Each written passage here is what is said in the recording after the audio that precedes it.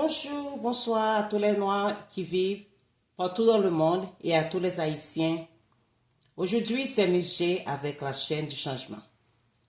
J'épuise mon inspiration chez le docteur Martin Luther King Jr. pour vous transmettre ces messages. J'ai un rêve qu'un jour les femmes et les enfants haïtiens puissent marcher librement sans avoir à regarder derrière eux. J'ai un rêve qu'un jour, il n'y ait plus de peur, ni des armes, des viols, ni des faux politiciens et faux leaders qui collaboraient avec des étrangères et les oligarques pour opprimer les Noirs sur leur propre terre. J'ai un rêve que les enfants d'Afrique ne soient plus dispersés à travers le monde à la recherche de refuge. Le peuple haïtien vit dans une boîte si serrée que beaucoup ne voient même plus les murs autour d'eux.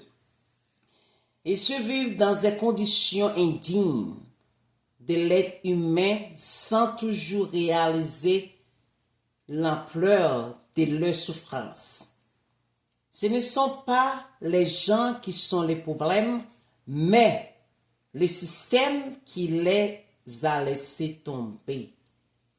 J'ai un rêve que les enfants d'Afrique puissent vivre avec dignité, surtout le peuple haïtien qui aujourd'hui vit dans des conditions pires que les animaux, sans lumière, sans sécurité, sans aéroport fonctionnel. J'ai un rêve que tous les enfants d'Afrique puissent vivre dans leur propre pays, libres et égaux devant la loi. Pourquoi tant de personnes noires ne voient-elles pas à quel point elles sont maltraitées? Ce n'est pas qu'elles sont aveugles, c'est qu'elles vivent dans un système qui les épuise, les distrait et les force à suivre au lieu de se battre.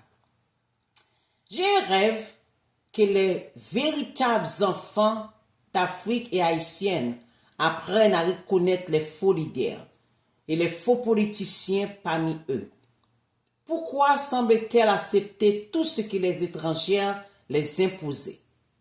Parce que la fatigue, la pauvreté et l'oppression répétées finissent par briser l'espoir.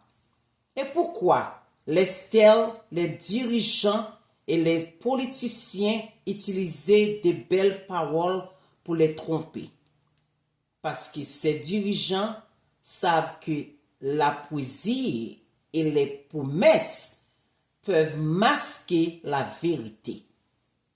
Le problème n'est pas le peuple, c'est le système qui l'a abandonné.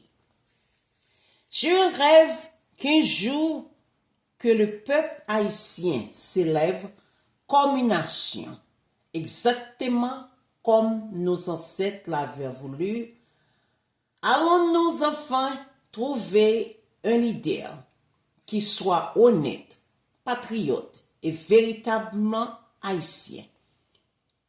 Nous avons besoin d'un dirigeant qui aime son peuple, qui protège notre drapeau et qui marche avec courage pour défendre la nation.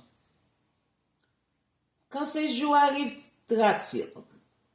Le peuple haïtien attend un leader qui ne trahit pas sa terre, un leader qui portera Haïti dans son cœur et non dans ses poches. Ce jour viendra, mais seulement si le peuple s'élève, s'unit et refuser de suivre ceux qui le trompent. Je rêve d'un jour où chaque pays noir possédera ses propres hôpitaux, des lieux dignes, modernes, et aucun enfant ne mourra pas faute de soins, et aucune femme enceinte ne sera condamnée à souffrir en silence. Nous demandons par la charité, nous exigeons la justice, la dignité et les droits fondamentaux à la vie. Notre ancêtre avait un rêve. C'est lui de voir les enfants d'Haïti enfin liberté de l'esclave, de libérer de l'esclave. Il nous a laissé un avertissement. Ne jamais laisser les chaînes atteindre notre esprit. Il s'est battu de toutes ses forces pour les arracher de nos pieds, mais hélas, il ne savait pas encore qu'un jour, des traîtres et des faux haïtiens, des faux noirs s'élèveraient au milieu même de ses propres enfants. Pourquoi est-il si difficile pour le peuple noir de s'unir? Maintenant est le moment d'unir. Si nous voulons sortir de l'esclavage mental, il faut cette chaîne qui est dans l'esprit du peuple noir se libérer, se lever, unir. L'unité est la seule force qui peut nous délivrer. Merci de m'avoir écouté jusqu'au bout. Ne manque pas la prochaine vidéo. C'est que je vais révéler va tout changer.